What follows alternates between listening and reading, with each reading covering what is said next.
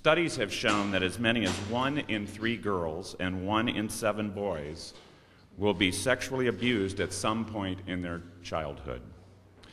In as many as 93% of child sexual cases, the child knows the person that commits the abuse, someone that violates the trust relationship that they have with that child. And unbelievably, 88% of the cases of sexual abuse are never reported to authorities. As we have seen in recent headlines, sexual abuse of minors is a revolting and appalling phenomenon in our country. New reports have brought to light alleged horrific events at Penn State and Syracuse universities involving coaches that have alarmed us all. The lack of reporting in these occurrences by grown adults to the proper legal authorities, to the police, is dismaying and simply unacceptable. This has to stop. People who come in regular contact with children need the proper training on how to recognize abuse and how and when to report it. As a former high school and collegiate athlete myself, I know firsthand the position of trust that coaches have with their athletes.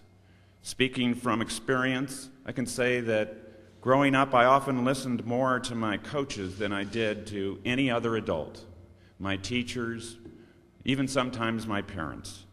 The close relationship that coaches have with their athletes should never be exploited to hurt a child, and we need to do everything we can to prevent it.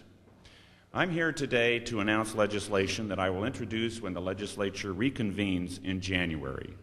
My bill will require all organizations that employ athletic coaches, administrators, and directors to provide training to these employees or volunteers on the identification of child abuse and neglect, inappropriate and illegal contact with a minor, and mandated reporting requirements.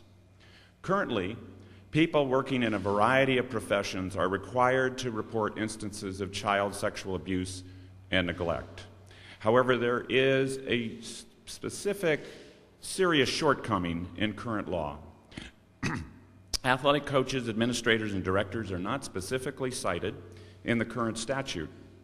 Athletic coaches hold a particularly high position of trust, as we've mentioned, with youth, and there should be no mistake or confusion that coaches, administrators, and athletic directors should be included as mandated reporters under California law.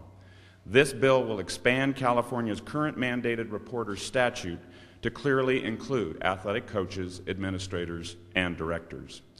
While current law encourages organizations to train employees who are listed as mandated reporters, there is no requirement to do so. In light of recent events involving athletic coaches and their supervisors failing to make timely reports of alleged instances of child abuse and neglect, it is imperative that training in the identification and reporting of a child abuse be required, not just voluntary.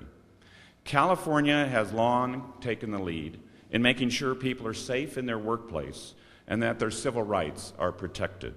For example, the state has mandated employers provide sexual harassment training in organizations that employ 50 or more people. It is at least as important that children are similarly protected and that every precaution be taken to ensure that this goal, especially where young people are involved, is realized. We need to go beyond describing the problem of sexual abuse. We need to provide the solutions to preventing it.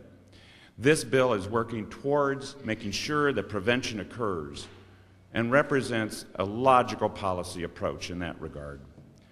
Closing the coaching gap in California's mandated reporter law and requiring athletic coaches, administrators, and directors receive the sexual abuse and neglect training required by this legislation takes a large step forward in achieving our goal. If this bill means that even one less child is abused or another abuser is put behind bars because of what they did, because that conduct was reported as a result of this legislation, then it will certainly be whatever cost and effort are involved.